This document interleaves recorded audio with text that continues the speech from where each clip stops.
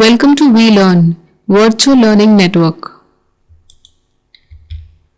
This is session number 12 of the subject The Study of Society, and the chapter is Economy and Technology.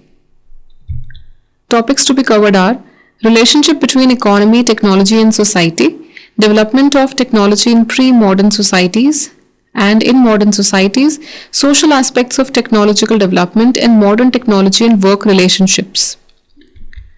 The definition of economy.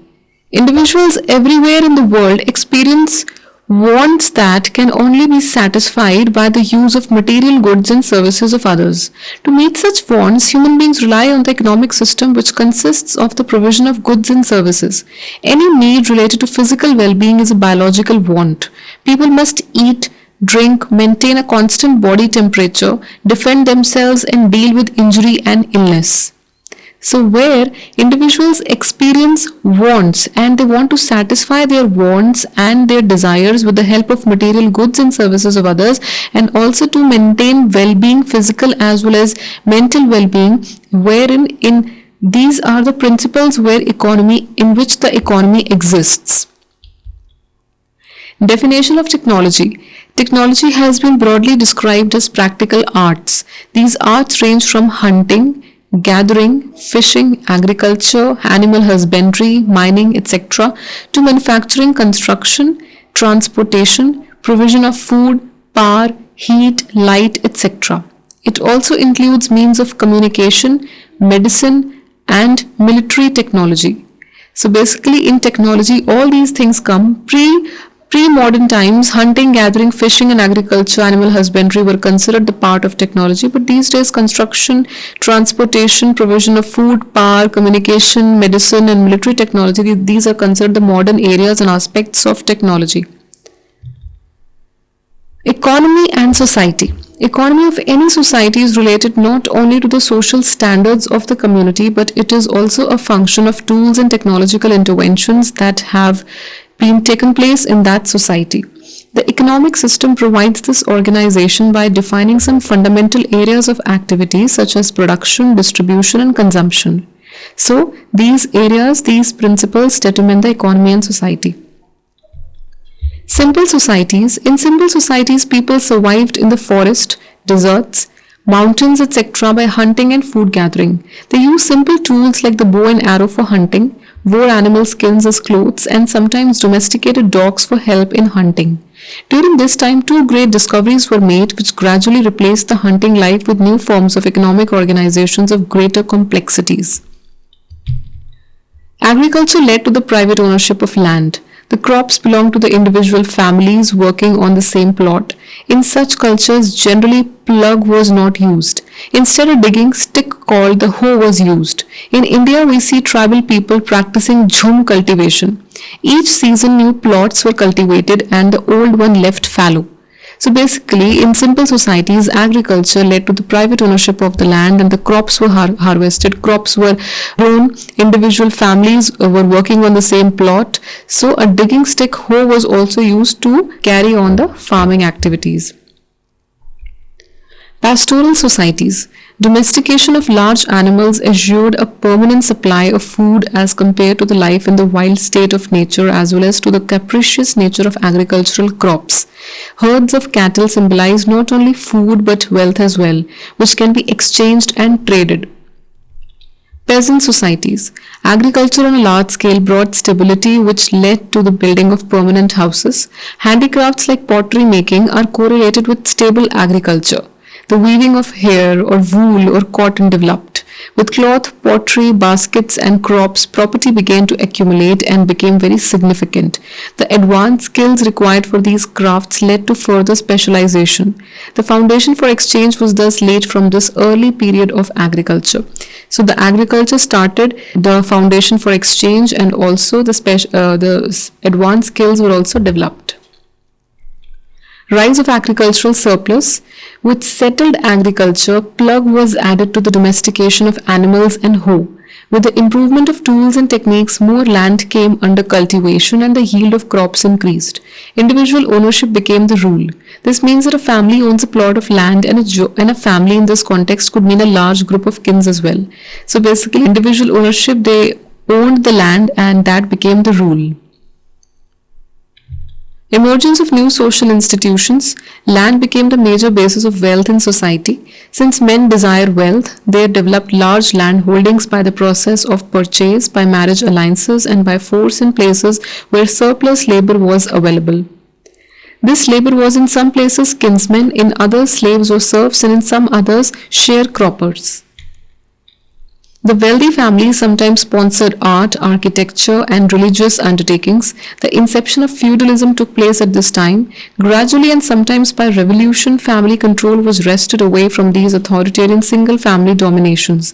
Village developed into towns and towns into cities and cities into metropolitan centers, etc. with the growth of trade and commerce. So, as and when the growth of trade and commerce the villages were developed into towns and towns into further metropolitan centers. Division of labor. Development of handicrafts led to the growth of property as well as increasing demand for labor. Discovery of metals like copper, tin, gold, silver, and iron led to the development of tools, weapons, valuable ornaments, etc. Agriculture on a mass scale also led to the division of labor in society. In some societies like the Indian societies, it took the form of caste, which had an elaborate division of people according to birth into different occupational groups which were ranked. So division of labor and became the norm, wherein agriculture on a mass scale also led to that. Growth of cities. With the increase of food surplus, handicrafts, etc., trade and commerce developed. Use of swift transportation led to the development of cities or metropolitan centers, which gave rise to industrial urban cultures. So basically, with swift transportation available, commuting to the industrial urban cultures and cities became easy. In cities, people do not grow food for themselves but buy it from the market. Feudalism in Europe gradually gave way to capitalism, which we borrowed from the Britishers during the long period of their rule in India. Development of technology in modern societies. One way of explaining the Industrial Revolution, which began in England during the latter half of the 18th century, is to point out that it was made possible by a large number of inventors. If the social conditions did not encourage the application of these inventions to industrial production, the Industrial Revolution would not have occurred. So basically, social conditions paved the way for the Industrial Revolution. The Industrial Revolution, when technological developments of great importance occurred in the USA during the 19th century, they could be traced to social and economic conditions prevailing then in that country.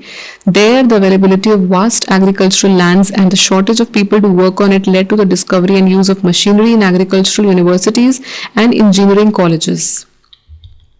Technology advancement, with the way earlier people used to travel in tractors, on elephants, horse, and also with the help of bow and arrow it was there, and later slowly and gradually it developed into a car. So people slowly and gradually the car was invented and people used to commute by that. Models of development. Japan's economic miracle has been spectacular, especially since the 1950s. Japan became the first Asian country to be counted among the top 10 wealthy nations of the world. The Japanese have become the technological leaders in various industries, including electronics, iron and steel, automobiles, and shipping. So Japanese became the leaders in these industries: electronics, iron, steel, automobiles, and shipping. Social aspects of technological development.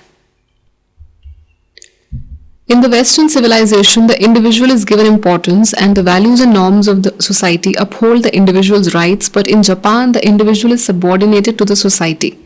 The Japanese industrial corporation works like big communities. A corporation is a big business house which provides employment to a large number of people. It also has a large production capacity. So basically, the Western civilization, the individual is given importance, and in Japan, the individual is not given importance. Society is given importance and the individual is subordinated to the society. And in the Japanese industrial corporation works like big communities. So a corporation also is a big business house which has large production capacity. Social aspects of technological development. Wages and salaries are paid according to the seniority of the worker concerned and not so much by his qualifications. The production plans of the corporation are discussed by the workers in advance and approved. Once the plans are approved, it becomes the duty of everyone in the corporation to do his utmost to attain the production targets. A strong sense of corporate solidarity binds the workers and the managers into a well-knit and efficient productive unit. So basically, wages and salaries are paid according to the seniority of the worker and not by much by his qualifications. And also the production plans of the corporation are discussed by the workers in advance and approved, and also they form a well-knit productive unit where they work with proper enthusiasm and also to attain the production targets. Social aspects of technological development. In comparison with Japan, the USA in recent years has not shown its industrial dynamism. It is argued that the very individualistic orientations of USA now comes in the way of gaining an edge in industrial competition. Investment in research and development, especially in the areas of advanced technology, is a highly risky proposition.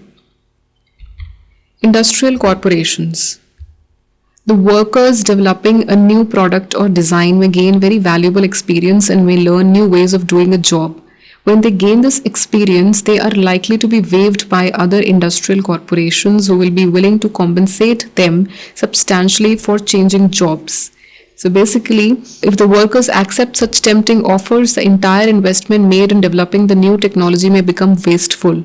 So the workers developing a new product or design, whenever they're developing a new product, they gain valuable experience out of it, and they also learn new ways how to perform a job. When they gain a certain experience, they are also given offers by other industrial corporations who are also willing to compensate them, who are also willing to give them good packages, and also if the workers accept these packages, the whole investment made would become wasteful.